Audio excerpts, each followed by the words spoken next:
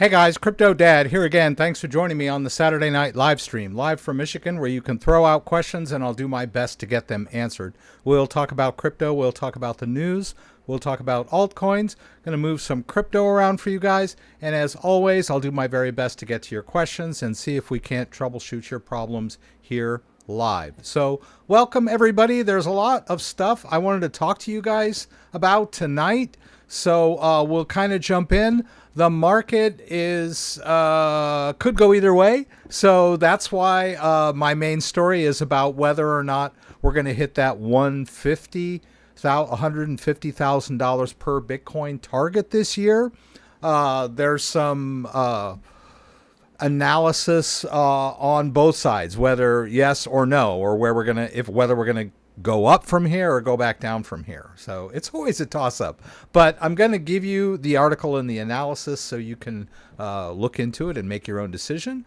Got a lot of good news lined up for you tonight, so we'll get into the news stories. Let me go ahead and the main discussion topic that I wanted to cover tonight was test transactions. I cannot stress enough how important test transactions are. They can save you from losing a lot of crypto. I get contacted by a lot of people, and the story goes like this. Hey, I withdrew $5,000 worth of XDC from my KuCoin account into my Ethereum wallet, and it's gone. Where is it? What do I do?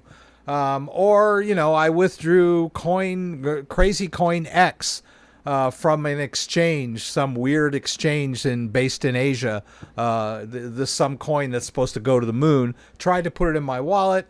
Where is it now? I can't find it. So in all of these cases, most of the people that send me these pleas have withdrawn the entire amount in one fell swoop and then lost it, when all they had to do was do a small test, and then they would have seen, hey, it's not there, so okay, let me do a little more research. So the small test transaction will save you from losing lots of crypto. It's also a good troubleshooting tool. I get a lot of questions, but can I do this? Can I do that? I'm not sure if I need the tag or I don't need the tag. You know? Well, if you send $10 worth of XRP or XLM or whatever it is you're dealing with, and it gets there, you know you did it right. If it doesn't, then you know you screwed it up. But you only lost $10 instead of all of your crypto. So if you're hesitant, the small test can be a good learning tool. So anyway, I'm already ranting. Let's greet everybody here and say hello to all the wonderful people and friends that have come to join us tonight. Kenny was here early and gave me the news. Thank you so much. Kenny said, nice thumbnail. And it's kind of interesting because I have Stable Diffusion, which is AI image generating software. I spent a lot of time and effort getting this set up and configured on my computer, and it does a really good job of generating images that look like me, because I did what's called a LoRa. I don't know what it stands for, LORA, but it was like I fed a whole bunch of pictures of me into this thing, and so now when if I use that LoRa in my prompt, it comes out with a pretty good picture of me. Some of them look a lot better than I do.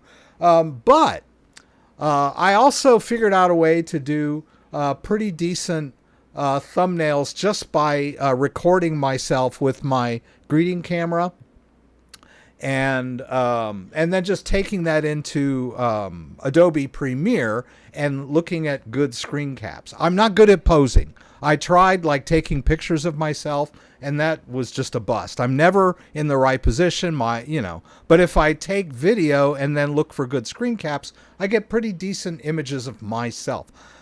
The point I'm trying to make is that you might not know the difference. I might not know the difference between a real thumbnail of me and an AI generated image of me. It might be obvious, but I am sure that YouTube knows. And sometimes when I use my AI generated thumbnails, I think YouTube kind of doesn't rank me as high. Now, this just might be suspicion. But let's see. Let's see if I can kind of show you here.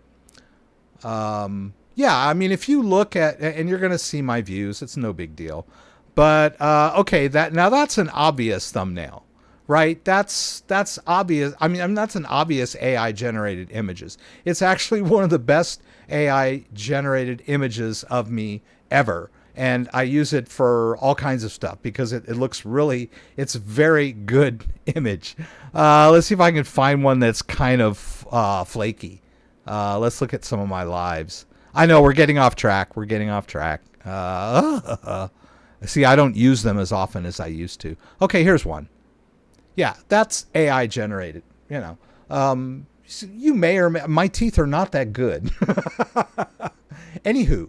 I've been starting to use more of real images of me because I feel like YouTube ranks those higher. Anywho, let's get on with the greeting. So Andreas Ebert is here as usual. Thank you so much for being here, Andreas. He was asking me about POSOF, and I looked that up, and that is a thing. First I thought it was some kind of scam. But in Europe and for Kraken's German clients, they do require this. I'm assuming that you send them a receiving address from your Bitcoin wallet and somehow they verify that. Maybe they check it to make sure that it's not associated with any malicious transactions or stolen funds or anything like that. So I don't know what they have to do to verify this, but it's just another way of the big financial powers, kind of trying to command and control crypto, right? They want to know your wallet address, and now they've got a record of your Bitcoin wallet. And I really, this goes so against the crypto ethos that Bitcoin, laid out in the Bitcoin white paper back in 2008. But apparently you have to do this if you live in Europe, and it sucks. So I'll look a little more into this, but thank you for bringing that up. A really great issue. Let's see. Goofy Dude is here. Good to have you here. Simon is here giving away memberships. Thank you so much.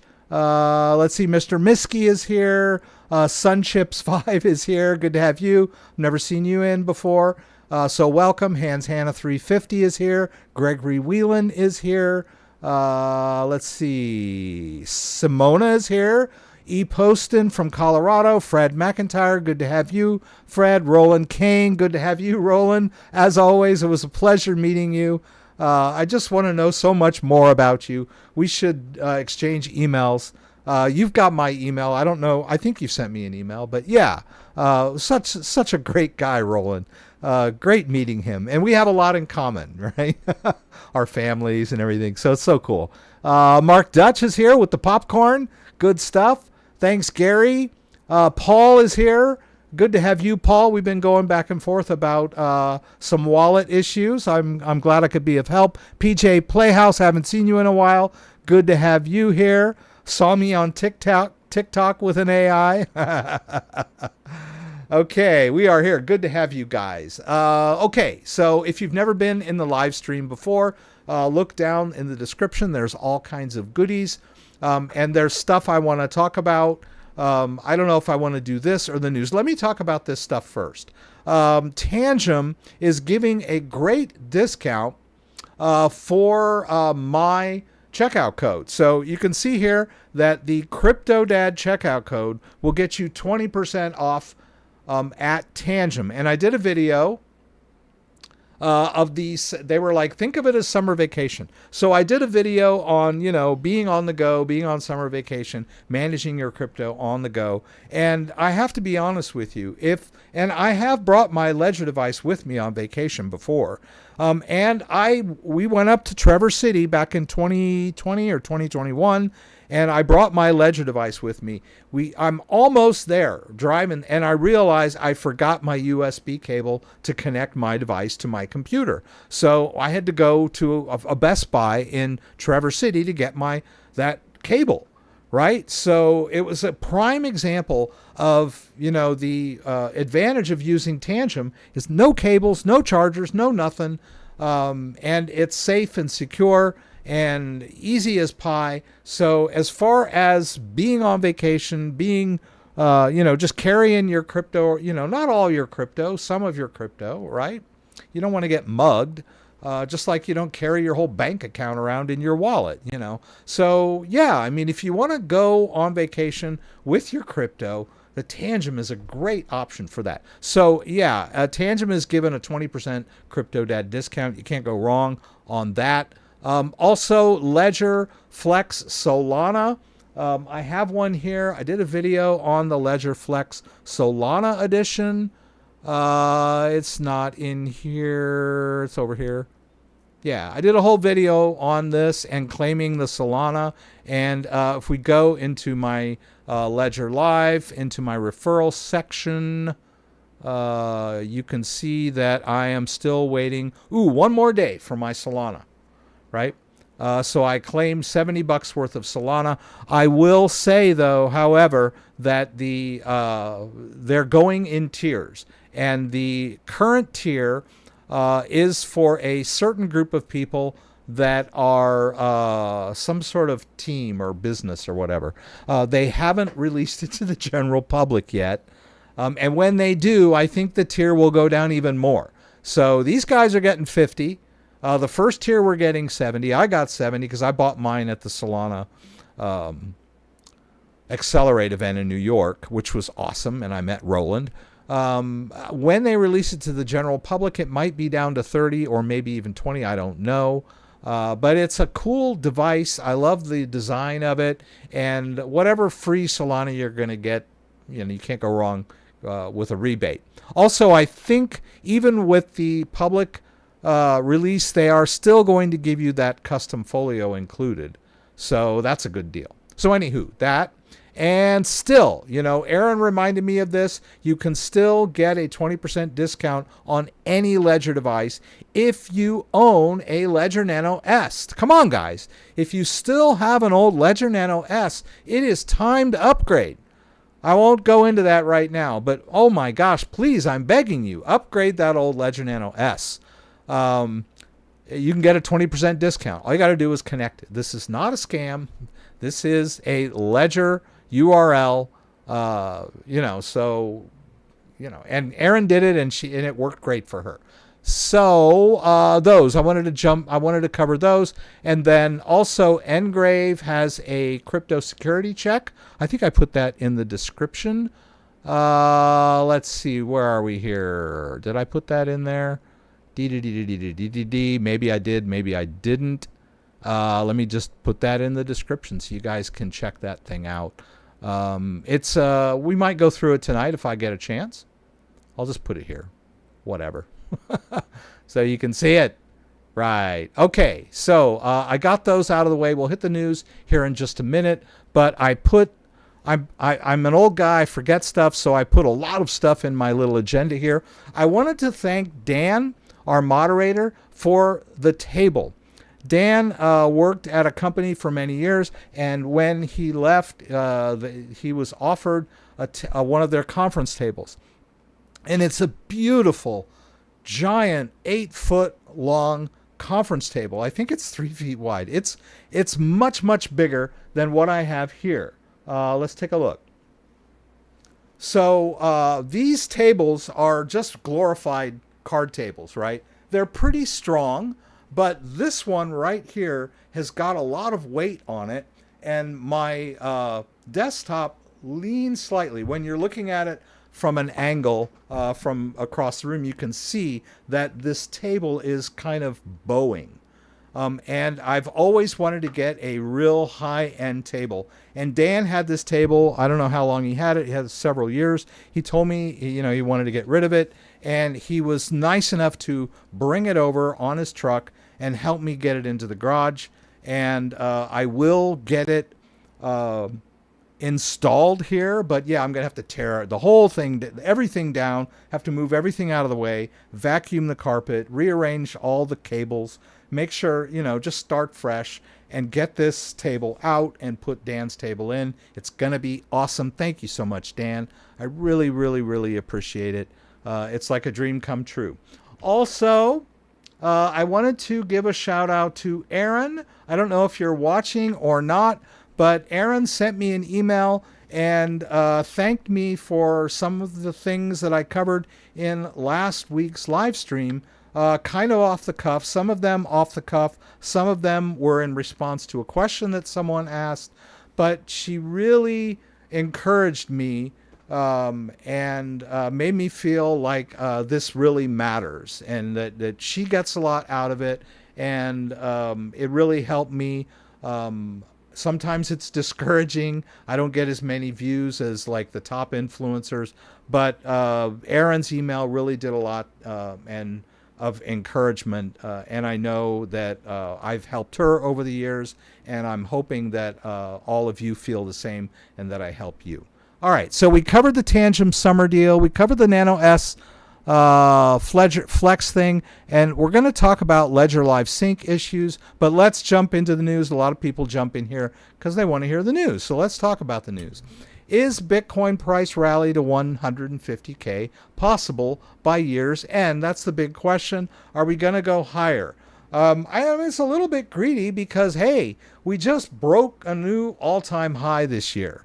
We had the break of 100K last year after the election, and everyone was like, well, are we going down from there? Are we going to hit new highs or not? And here we are. We just broke the all-time high was 112 briefly, right? 111,000.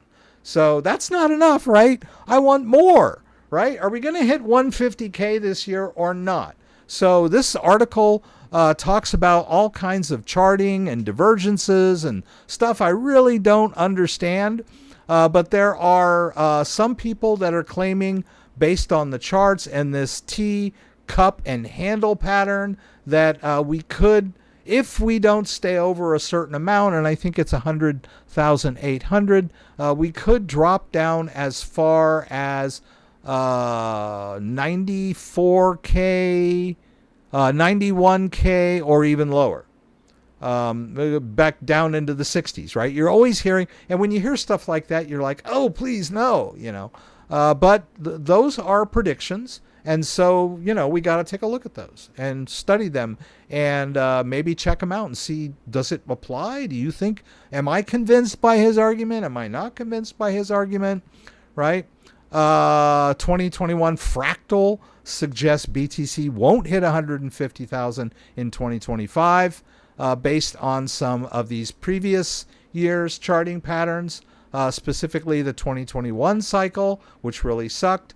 Although I am personally convinced that the 2021-2022 cycle was an intentional takedown of the crypto market by the powers that be. Call me a conspiracy theorist, but one of the big hits was the Terra Luna algorithmic stablecoin collapse, and that was specifically triggered by a huge purchase of US dollar, Terra US dollar, which was dumped on the open market, which broke depegged the Terra USD and caused the crash of the Terra Luna system.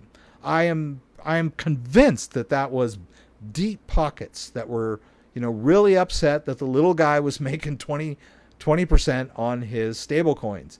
Not to mention the FTX collapse, which had all kinds of scam and financial backer fingerprints all over it. Sam Bankman-Fried was a huge contributor to the Democrat Party, maybe Republican stuff. He was a big political donor. He was out there running fast and free with people's money, and his FTX collapse crashed the crypto market along with the U.S. Terra Luna collapse. Not to mention Checkpoint, Operation Chokepoint 2.0, where the government was going after crypto, any banks that were involved in cryptocurrency, specifically banks that were helping crypto exchanges offboard their crypto and fiat, right? You remember I don't remember specifically the banks that failed in early 2022 or 23, but that was deliberate. So you want to blame it on charts. You want to talk about charts, great. But the 2021, 2022 crypto crash cycle, I believe, was intentionally brought about. There. I'm now an official conspiracy theorist. And then there's some other people here that say, hey, this could be a bull flag based on gold's trajectory. So check out this article. It's pretty detailed. It has a lot of arguments for and against Bitcoin hitting 150K. It's linked down below. All the articles that I cover here are linked down in the description. Circle. Now, Circle, I used to think that Circle owned Coinbase, but they don't. They are associated with Coinbase loosely, so to speak.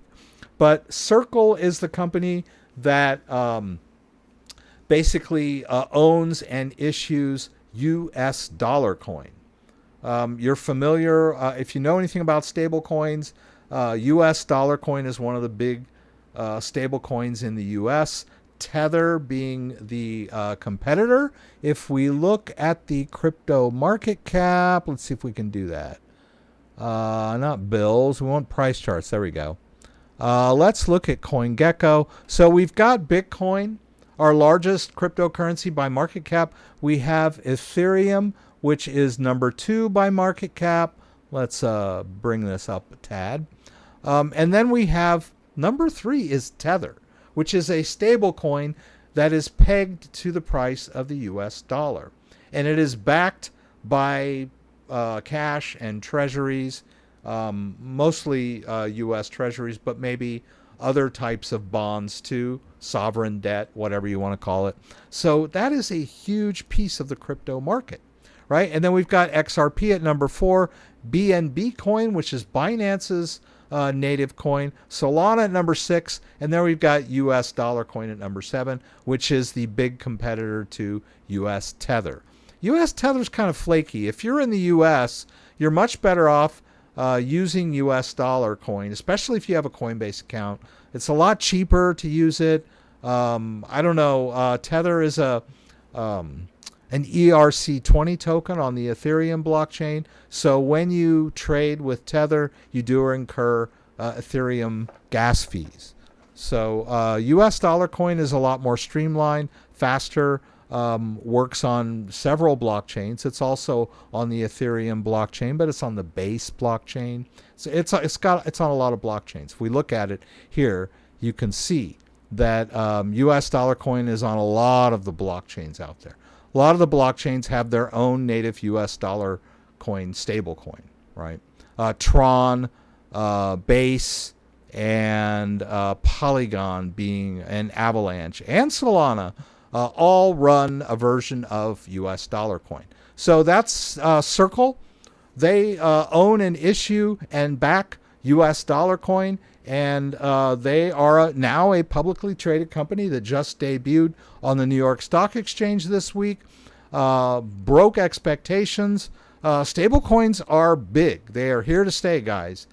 This is one of the components of the original ethos of crypto was being able to, spend it on a cup of coffee or something like that. Well, Bitcoin over the years has become more of a store of value.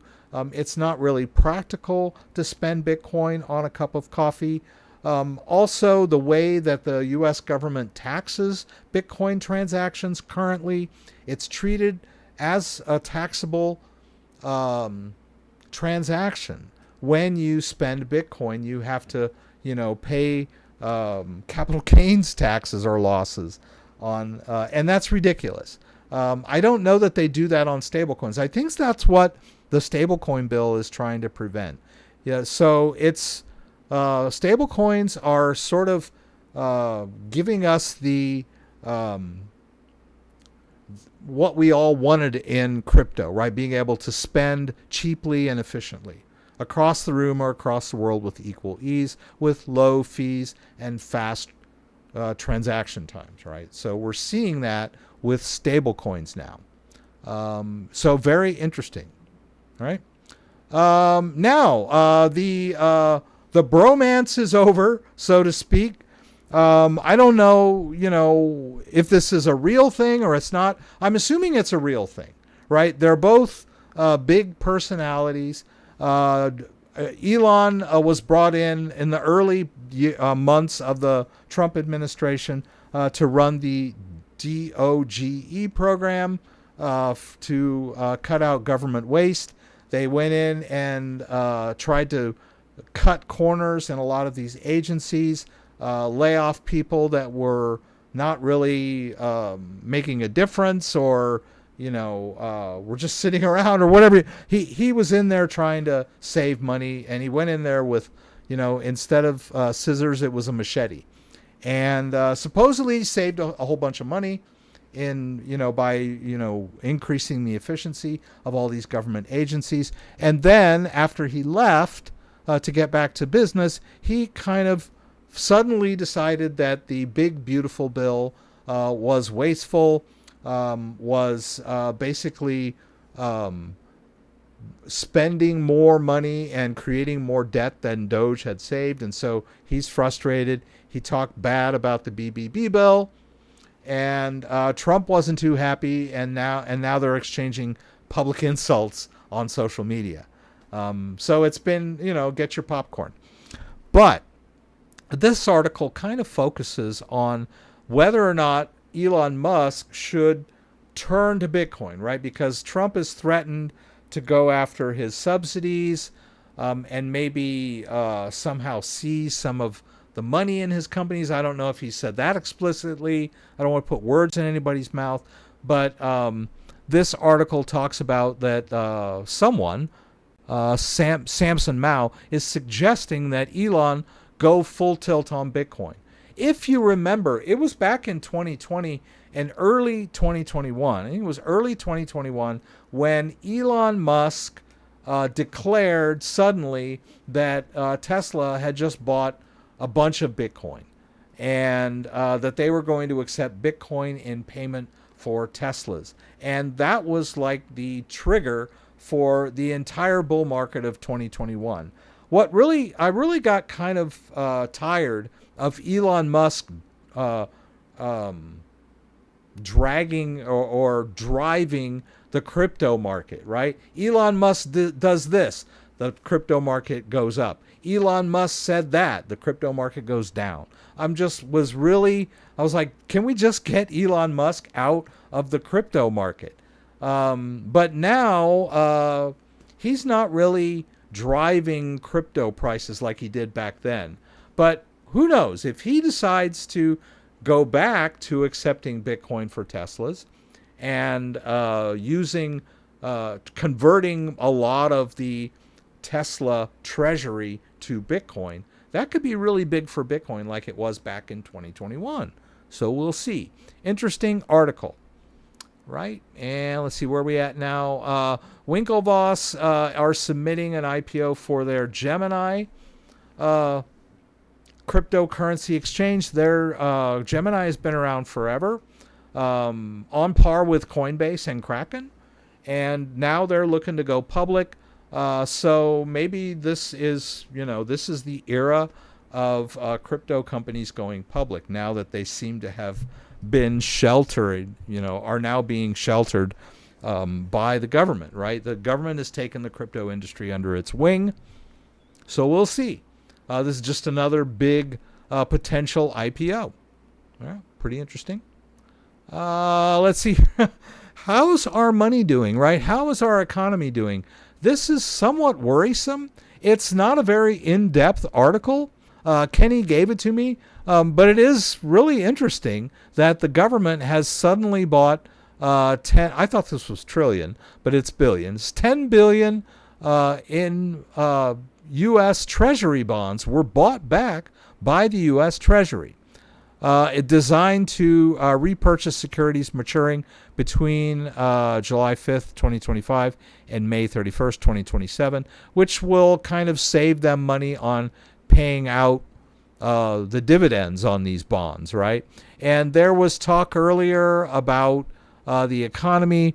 Let's see here. In an April interview, Treasury Secretary Scott Bessent dismissed concerns about foreign nations fueling a bond market sell-off, pointing instead to investors unwinding leveraged positions. At the same time, Bessent specifically called out the Treasury's ability to increase its buyback program if necessary. Right? When asked whether he's discussing concerns about the stability of the Treasury market with Powell, Bessent dismissed the notion that there's any cause for alarm. Right? Well, we could do a buyback if we need to. There's no reason to be alarmed. And now all of a sudden they've announced that they've bought back $10 billion worth of U.S. Treasuries. So if we click this little link here, it's a PDF from the Treasury. This is a real thing. Right? And this is dated June 3rd. So this was last week. But yeah, it's a real thing. Right? What do you make of this, guys? I don't know. Is the U.S. Treasury market stable? Based on this kind of behavior, I don't know. This is like the biggest one in many years. I think the last time there was anything this big, it was back in 2000, I think. Yeah. But yeah, it's just a short little article mentioning, hey, if you weren't aware, the Treasury has just bought back $10 billion worth of Treasury bonds. Okay, that's kind of interesting, right? Let's see what we got here. Now, okay, so I wanted to dive into this one a little bit. Bitcoin is now front and center at political conferences and corporate boardrooms. In this episode of Bite-Sized Insight, and I'm not going to watch the video, but basically they're saying, has the crypto market been adopted by big business or captured by big business? You decide, right? Throw up what you think could be the case, right? 16 years after its launch, Bitcoin is no longer just a cypherpunk experiment or an anti-establishment asset. In 2025, it's increasingly rubbing shoulders with politicians, institutions, and Wall Street titans. That shift was on full display at the recent Bitcoin 2025 conference in Las Vegas, where Cointelegraph was on the ground to capture the mood. So, like I said, I'm not going to watch this video. Once a Bitcoin-only gathering for hardcore believers, the conference now features prominent political figures such as Vice President J.D. Vance, Eric Trump, Donald Trump Jr., and a host of institutional investors. Their presence signals a seismic shift. Bitcoin is now firmly in the sights of the political and financial elites. One of the most striking trends to emerge is the rise of Bitcoin treasury companies, inspired by MicroStrategy's Michael Saylor's firm, Metaplanet. MicroStrategy's that didn't come out right. MicroStrategy's Michael Saylor has inspired other firms. Firms like Metaplanet, 21, and Nakamoto are now putting Bitcoin on their balance sheets and offering public investors a proxy to BTC exposure through equity markets. And we also are seeing the U.S. Bitcoin reserve, and we've got Arizona and I think it was New Hampshire that have made strides toward establishing state Bitcoin reserves. So we're seeing a lot of this. Now, there was a pretty good video, and I linked the video in the description down below. You can check it out in the video recommendations section, which I've got my latest video. Check out my channel. I think where I talked about the summer vacation and the ledger STAX. We already talked about that. But the real reason the U.S. is racing to embrace crypto. Now, I checked out this video. I liked the video by Hersey Financial. And I wanted to sort of share maybe a little of his insights, maybe with a blog post or, a written article that I could link to. But the guy doesn't seem to have a lot of that. Most of his YouTube channel is sort of directing you to his website to join his club. Hey, everybody's got to make a living, right?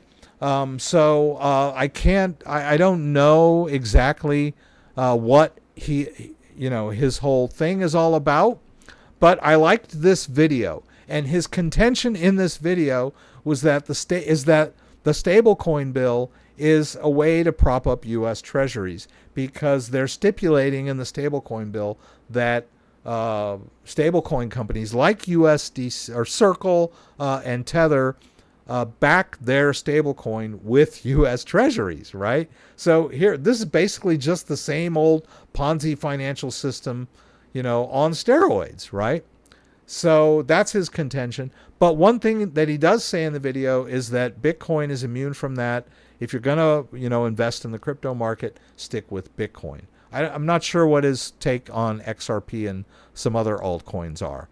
But yeah, it's a very interesting video. I encourage you to watch it. Also, Rob Braxman, the privacy guy.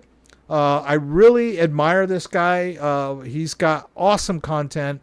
He's talking about AI. We talked a little bit about AI that I use for my thumbnails. That's image generating software. But he's talking about privacy issues with AI and where AI is going in the future. I use AI to do my descriptions, sometimes my thumbnails. I use AI when I'm replying to emails or when I just have general questions about things I'm involved in. So it's a big part of my life. It may not be a big part of everyone else's life, but Rob is talking about the push towards AI companions. Now that's kind of weird. What is an AI companion? Well, it's something that you're going to carry around with you that will know basically everything about you, have access to all of your data, your documents, your calendar, where you work, what you do, where you are, where you're, going, all that stuff, and be able to give you like personalized recommendations. Now, I tried this thing on my phone. It's Gemini, and I'll just give you this. This was similar, so I don't know if I'll be able to find this or not. Maybe I won't. But this is Gemini Pro, and it has a over here on the side. It's got this little thing called Live, right? And I don't know what's going on with the camera. It's not showing me the camera. Oh, there it is. Okay. You can talk to this thing. And I was in New York at the Solana Expo in my room, and I launched my Gemini Pro, and it said, hey, do you want to try Live? And I said, yeah, sure. And I turned on my camera. I walked out onto the balcony of my hotel room, and I pointed it out at the horizon. And I was like, hey, where am I? And it goes, oh, you're in New York. It looks like you're in the Chinatown area, lower Manhattan. It was like so uncanny.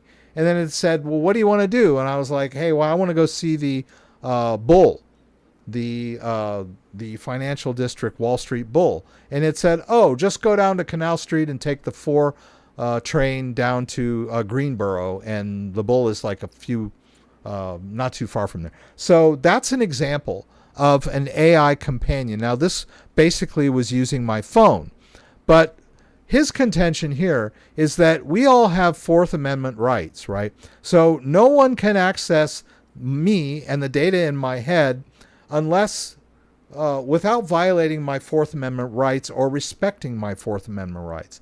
But when we take an AI companion and we sync up our life to that thing, well, we're going to be agreeing to a whole bunch of terms of service, which they always say they're privacy policies, like they're there to protect you. They're not. It's legalese that allows them to use our data basically however they want, and we agree to it. So once we start agreeing to all these terms of services, for our AI companions.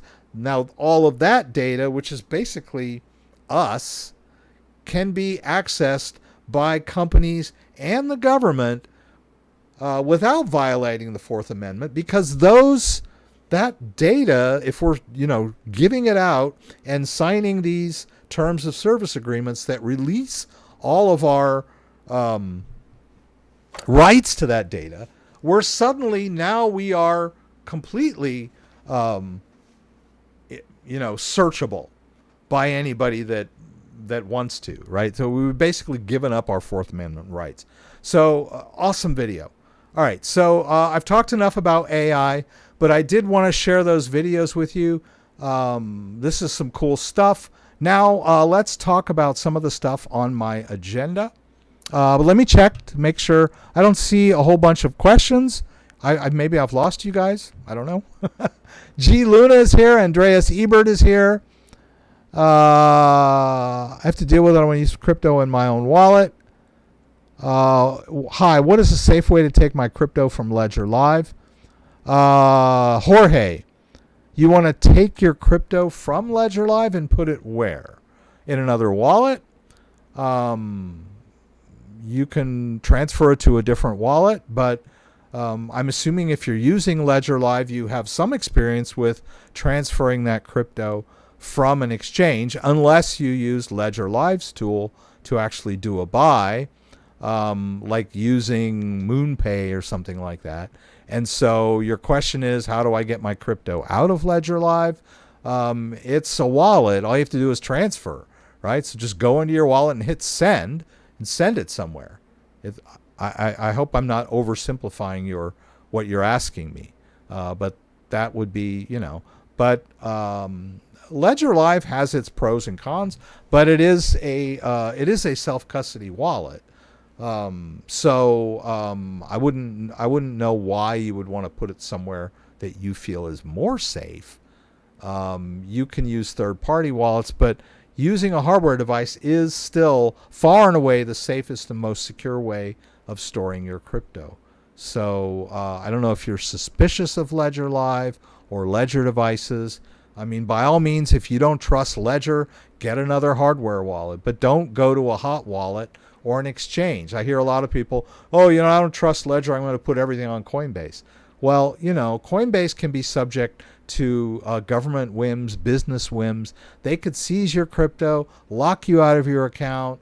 The IRS can come in and, seize your assets out of your Coinbase account. We don't know what could happen, right? When someone else is holding your crypto, all bets are off, right? So, and if you don't trust Ledger, then find a different hardware wallet. There are a lot of them out there.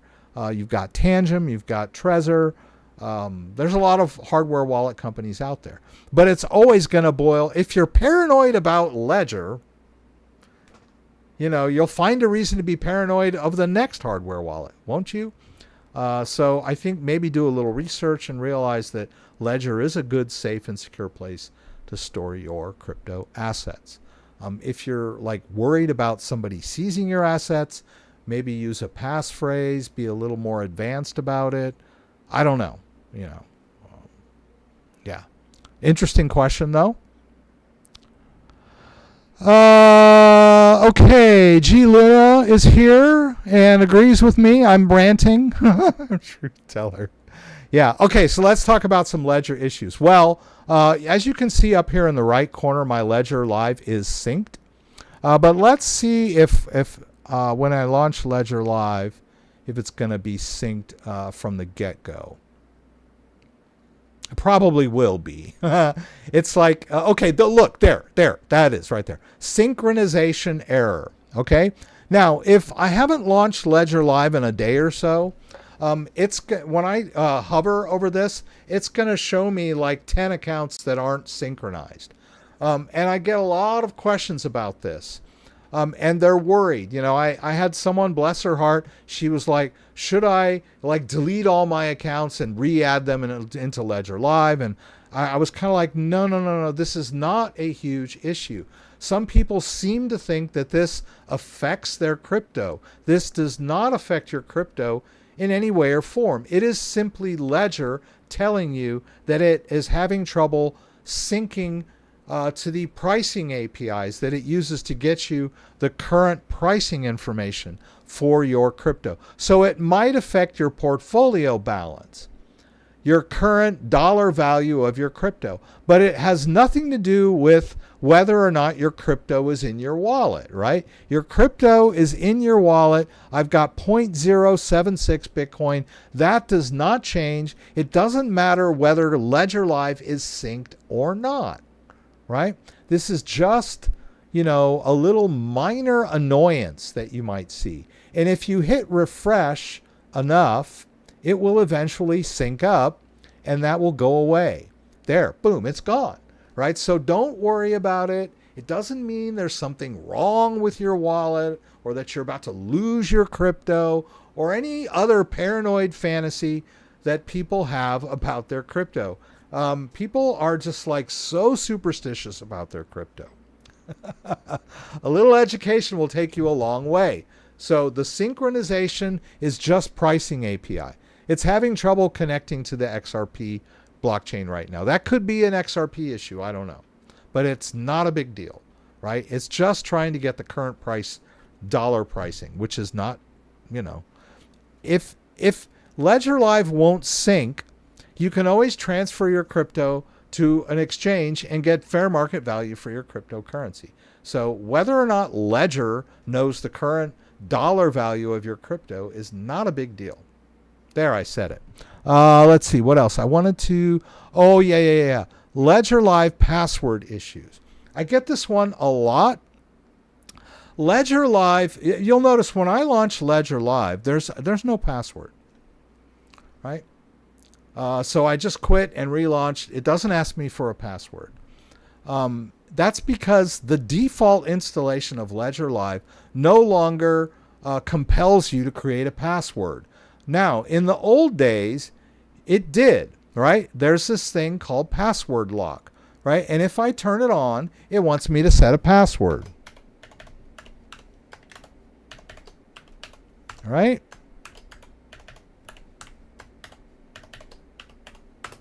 Now there's a password on Ledger Live. So if I quit Ledger Live and I start Ledger Live again, it's going to ask me for a password in order to let me into Ledger Live.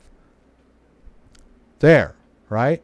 Now, this password has nothing to do with my crypto, right? If I forget my Ledger Live password, I still have my device. All I have to do is reinstall. I have to clean install Ledger Live.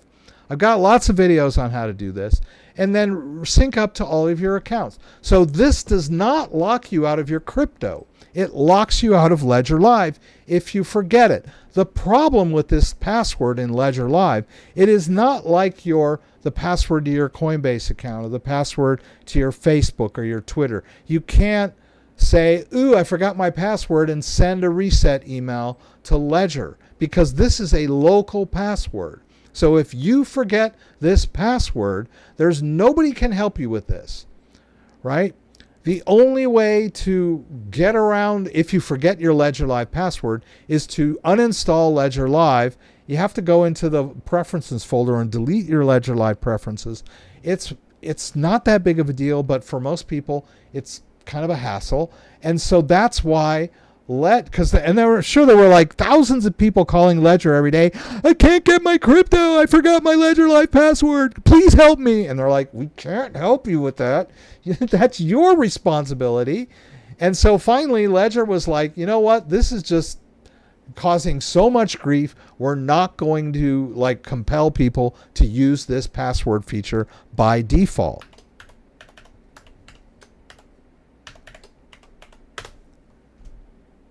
Right? So they disabled it by default. And I'm just going to go disable it. It wants that password one more time.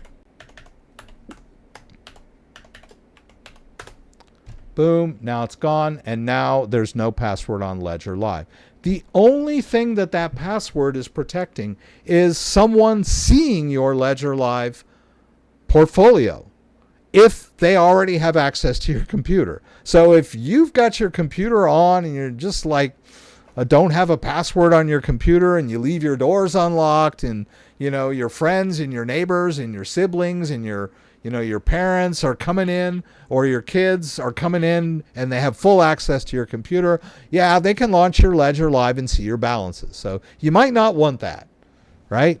But you can lock your bedroom door. You can put a Windows password on your computer. There are so many ways to lock down access to your computer. Having a Ledger Live password is just an annoyance, if you ask me, right? I really don't care if someone can see my Ledger Live balance. I show it to you guys every week, right?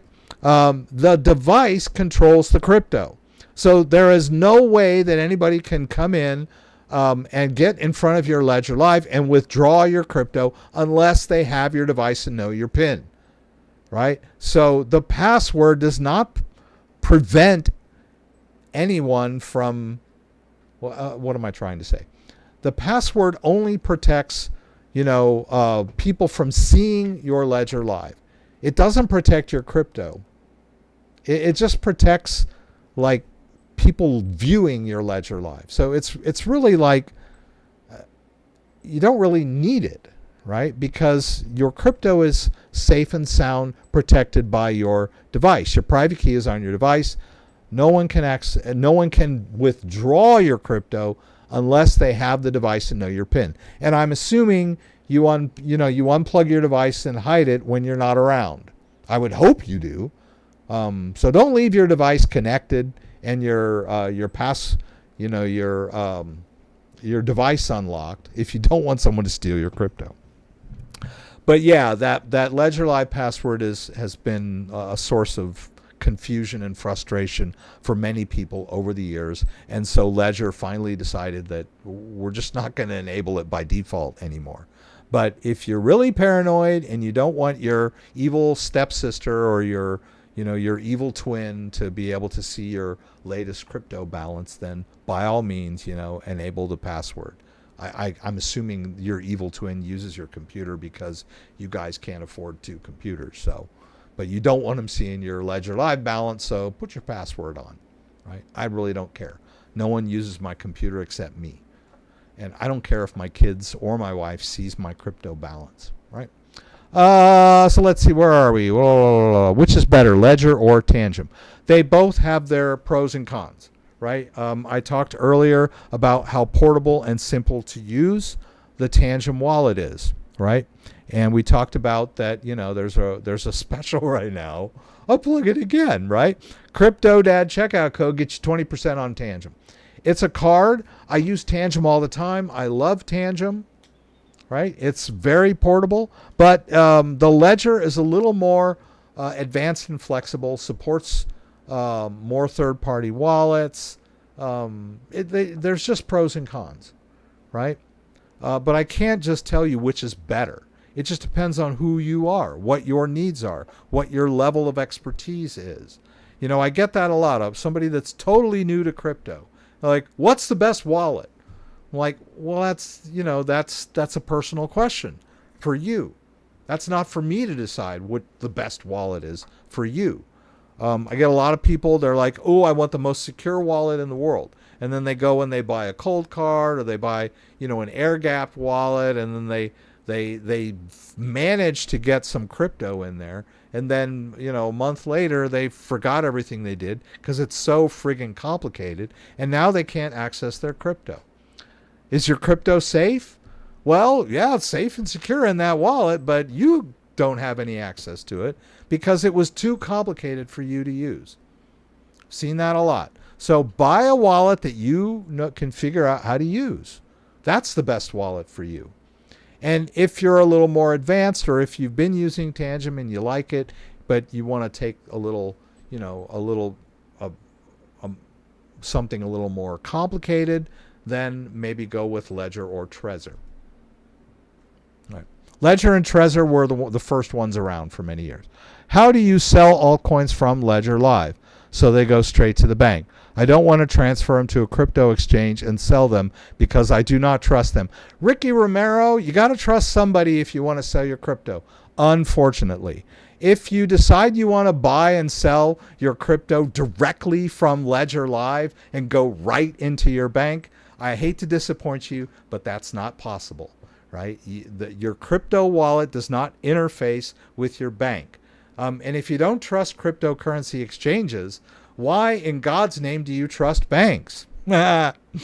Just saying, right? You cannot sell directly from your Ledger wallet. If you decide you want to sell crypto in Ledger Live, you go into this little sell tab. And come on, Ledger Live, what are you doing to me? I'm live here. I got friends. I have company. There we go. Oh, we'll go to sell again. Is it going to do this for me? I guess not. You must use a third-party payment processor.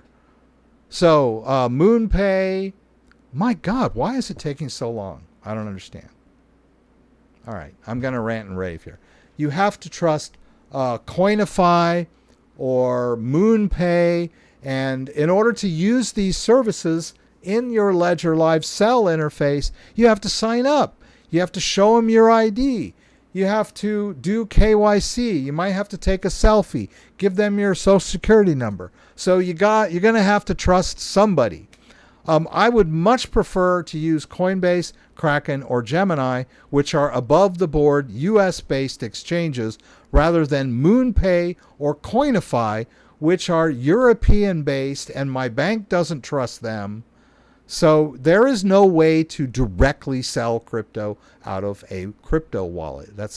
I don't, I guess a lot of people, and this is not going to happen, I guess. Okay, forget it.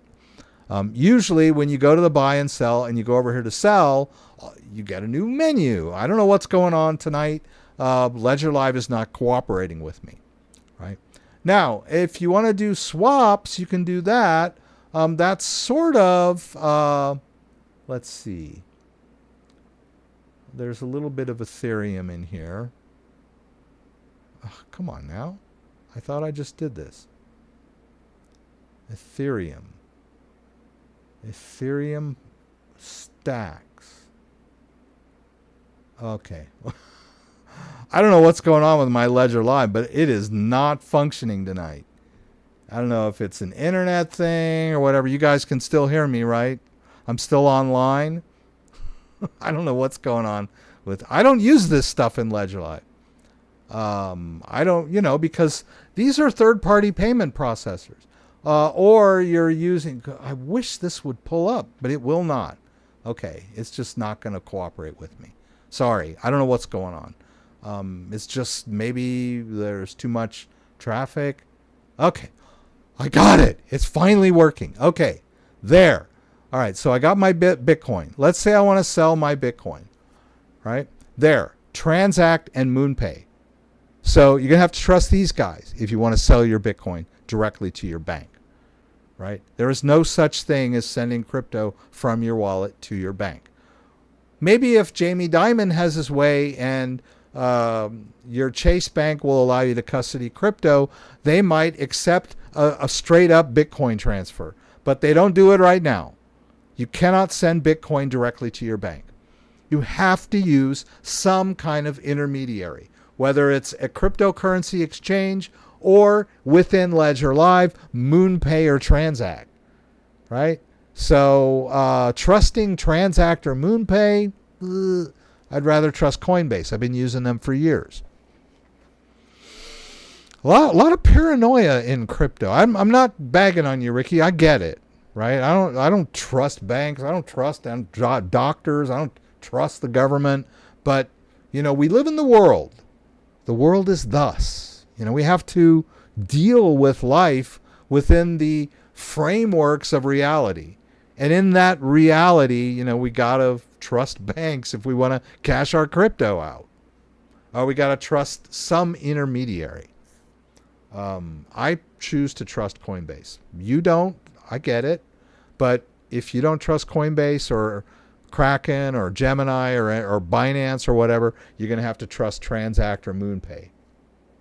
And you're going to have to show them your ID and give them a selfie and give them your social security number if you want to use these services. That's how you do it. Best of luck. I hope that it all works out for you. Dan Trouble Westra. Okay, yeah. As far as I know, there is no off-ramp from Ledger Live to your bank. You have to exchange where you're already connected to your bank. However, you can sell your altcoins for US Tether or US dollar coin and store it on a Ledger Live and become your own bank. That is the future. Good point, Dan. I appreciate that. The future is now. I was hoping we'd break 106 before the end of the live stream, but we're running out of time. Yeah, we're almost at the end here. I get anxious because last time Coinbase prevented people from selling a substantial amount. Totally understand where you're coming from on that one, Ricky. Coinbase has been known to, for whatever reason, flag certain transactions. And you never know when that's going to happen. So I totally get your apprehension. Yeah, definitely. Dan's suggestion about the stablecoin is a good one. One key fulfilled my order through Amazon when I purchased on the official site. Freaked me out a little. Yeah, there's a lot of crypto wallet companies that have stores on Amazon. Amazon, can warehouse a lot of products, right? So when a company like OneKey or Ledger or Trezor works with Amazon, they send like large amounts of their product to Amazon warehouses that are, like in Tennessee or Memphis or wherever one of their hubs is, so that if I order a crypto hardware wallet from Amazon, it comes from one of these hubs and I get it faster than if I order it from France or Czech Republic. And they are genuine products, right? And they do have tamper-resistant packaging and cryptographic verification checks.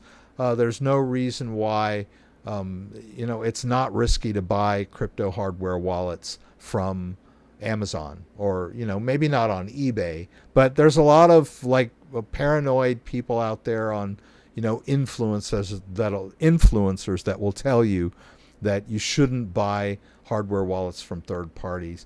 That is alarmism, I think.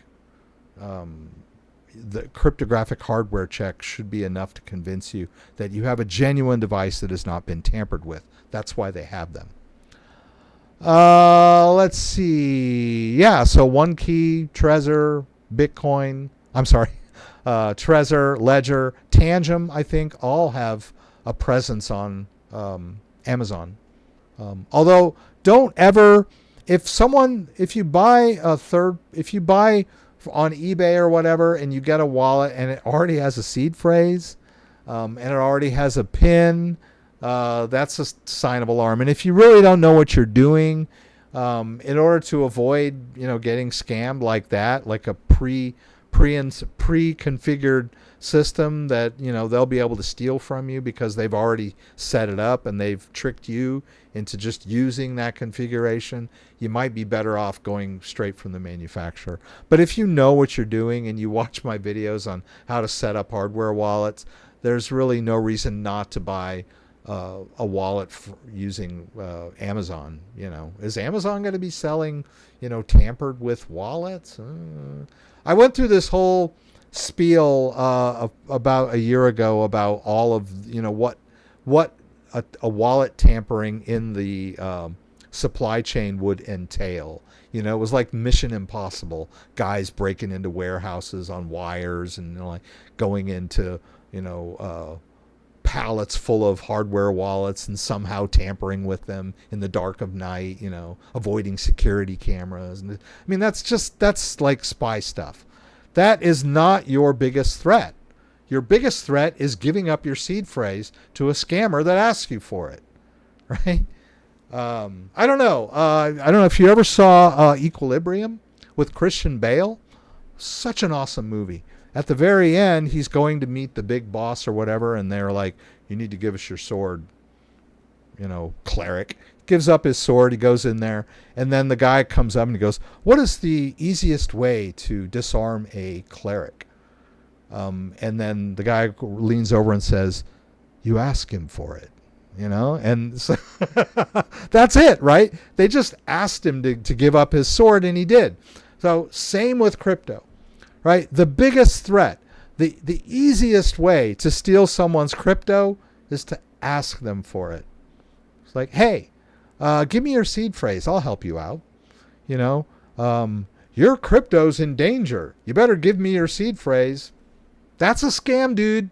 That is a scam. Oh, there were so many cool things I wanted to talk about tonight that I did not get to. But I won't, because we're already at 7. That's the advantage in Germany. Some banks already accept the deposit of BTC. That's very interesting, Andreas. But unfortunately, you have to like verify that wallet address, right? I mean, it's good and bad in a way, right? So it's like, I don't know, what am I going to be doing in my Bitcoin wallet? So they log your Bitcoin wallet. They identify that Bitcoin wallet address with you. I guess it is a good way to avoid like money laundering issues or whatever, but it does kind of go against the Bitcoin ethos. But that's really cool, Andreas. I'd like to hear more about that German banks accept Bitcoin directly. That's pretty cool, actually. I had no idea. You should buy some STAX CryptoDad. Hey, bro, how much Trump coin are you going to buy? You know what? I bought some of that Trump coin the day it came out, hoping to like cash in, but I was on the wrong side of the trade. I think Dan had mentioned it to me at night, like that Friday night when he announced it.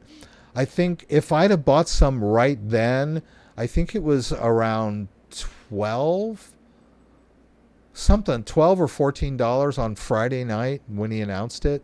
If I'd have bought some then, and then the next morning when it was up at 75, had sold it, I might have made a bundle, right? But when it reached 75 the next morning, I might have thought to myself, hey, it could go higher, and then held on to it and watched it drop back down to wherever it is now, you know. So trying to time trades short term is a very risky game. If you're going to invest in crypto, my advice, and I'm not giving financial advice, but my entertainment advice here is that, you know, stick with long-term strategies, right? Don't go for that short-term. I was going to bring up too, I wanted to just, while we're on it, we're almost done. I did want to mention that I am still getting burned by altcoins, right? As you can see, I've got some Sui coin here. Sui coin's doing pretty good. But I bought some other coins. Like I bought Mantra. That thing collapsed, right? This was like $1,000 worth of Mantra. Let's see. I also bought, what's this other one? Let's go to portfolio. Ondo coin. It's not doing anything for me. Mantle coin is less than what I paid for it. Wallet Connect. I don't know what happened to Wallet Connect. I bought some on the live stream a couple weeks ago. I think it was $150 worth, and now it's down to $87. So I'm still getting burned by altcoins, right? So my best investments are Bitcoin, Solana. I bought some Tron. It's higher than what I paid for it at the moment, but not by much. So in the long run, you're probably better off in the top 10 or 20. Long term, right? Did you cover the New York story of the 2-week kidnapping of the guy from Italy in Soho who escaped? I read that story. I don't know if I talked about it on the stream or not. Pretty crazy, right? They had him in there. They were torturing him, and somehow he escaped and went to the cops. Pretty cool. Pretty cool that he escaped, right? But bad, right? It's like anything, you know, if you're wearing a Rolex watch, you know, you're dressed nice, you're out at the opera or whatever, you know, you're going to be a target unless you, you know, have a bodyguard or, you know, you are very aware of your surroundings, right? Don't wander into the, you know, a bad neighborhood wearing a Rolex watch. It's kind of the same with crypto. If you have crypto, be aware of your surroundings, you know. If you're, you know, you go into the store, you know, back and forth from your home, be aware of your surroundings and don't you know, be a moving target. It's just like it's physical. It boils down to physical security, right? Lock your doors and your windows, you know, get a burglar alarm, just practice good physical security. Just like if you have fine works of art in your house, or you got a nice car in the garage, whatever, there's people out there that want to take what you have. So act accordingly. Yes, Ken, it's the actual, it is called the Traverse City Cherry Festival. Well, the National Cherry Festival. Traverse City is the cherry capital of Michigan. It has the perfect weather for cherries. I asked them about this, and they told me that the reason why it is because their cherry orchards are close to the lake, and the lake makes sure that it stays too cold for the trees to blossom until like June.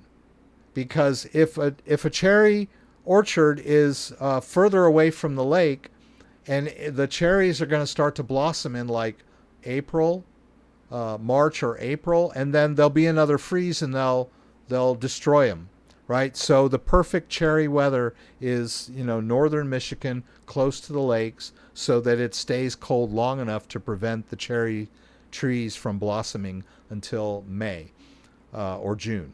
So July is cherry season in Michigan. Tart cherries are sent all over the world. That is the big harvest, the tart cherries. But if you live in Michigan for a month, from the beginning of July to the end of July, in the farmer's market, you can get sweet Michigan cherries, and they are so awesome. And yeah, we love going to the cherry festival for 4th of July. It's awesome. Yeah.